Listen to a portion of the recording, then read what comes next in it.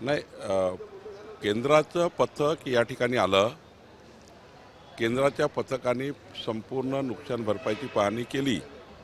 आता राज्याचे आणि केंद्राचे त्या ठिकाणी जे काही सर्वेक्षणाचे रिपोर्ट आहेत ते एकत्रितपणे मग ते केंद्राचे अंतिम याकरता अंतिम केंद्राला जी मदत करायची आहे याकरता जातात आणि मला वाटतं मग आपलं केंद्र सरकार त्याला मदत देतं.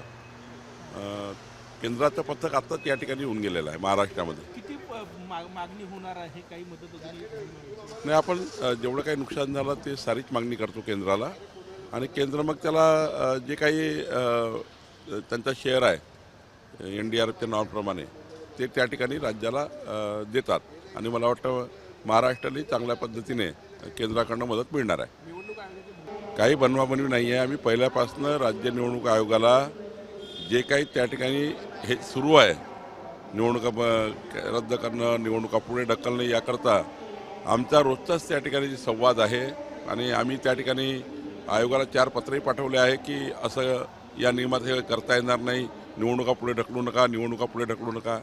आता नाना पटोलेला प्रत्येक गोष्टीचं राजकारण करायचं गोष्ट वेगळी आहे.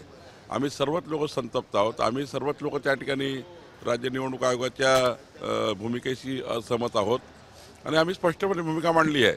ही त्या ठिकाणी एक पत्र देऊन मांडलेली आहे आणि त्यामुळं यामध्ये सर्वपक्षीय लोकांचं, सर्वपक्षीय उमेदवाराचं तातडीनं मतमोजणी करणे, त्या ठिकाणी निवडणुका पुढे ढकलू नका, या सर्व बाबीशी आमची सहमती आहे. आता पुढे बघू काय करता येईल, पण निश्चितपणे निवडणूक आयोगाची भूमिका ही चुकीची होती. त्यांनी निवडणुका पुढे ढकलल्या नव्हत्या पाहिजे, त्या ढकलल्या आहे. सरकार पाठवतेच प्रस्ताव, तो त्यानंतर केंद्रीय पथक येतं आणि ते अंतिम करतं. शेवटी लोकसभेच्या उत्तरामध्ये हेच आलं असेल की अंतिम मदत जी असतं त्याचा जो काही फायनल गोषवारा असतो तो गोषवारा प्रॉपर त्या ठिकाणी गेला म्हणजे प्रॉपर ठिकाणी अजून दोघांचे राज्य सरकार केंद्र सरकारचा अजून जो ताळमेळ आहे तो ताळमेळ बसवून त्या ठिकाणी अंतिम मदतीला गेला नसेल किंवा अंतिम करायला गेला नसेल. आज एवढंच आहे की दोघाही आमचा आणि केंद्राचं पाहणी झालेली आहे. मागच्या वेळी तुम्ही बघितलं असाल नगरमध्ये, अहिल्यानगरमध्ये सर्वकडे केंद्रीय पथक गेलं, रात्री उशिरापर्यंत केंद्रीय पथक फिरलं. त्यामुळं दोघांची ताळमेळ करून अंतिम प्रस्ताव तो आता मदतीकरता जाईल. ठामठीम असतील का? काय राज्यातल्या महायुतीवर या निवडणुकीचा काहीही फरक पडणार नाही.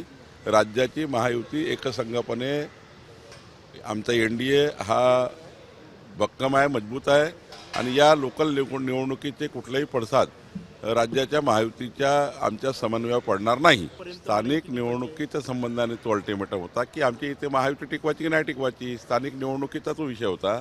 स्थानिक निवडला ते महायुती राहील की नाही राहील 2 तारखेला निर्णय घेऊ. म्हणजे तिथे लोकल महायुती पुन्हा मेंटेन करायची की नाही त्या नगरपालिकेत, त्या नगरपंचायतमध्ये, त्याबद्दलचा संदर्भ होता. राज्याच्या महायुतीचा काही संबंध नाही. आज अधिवेशनाच्या कालावधी बैठक आहे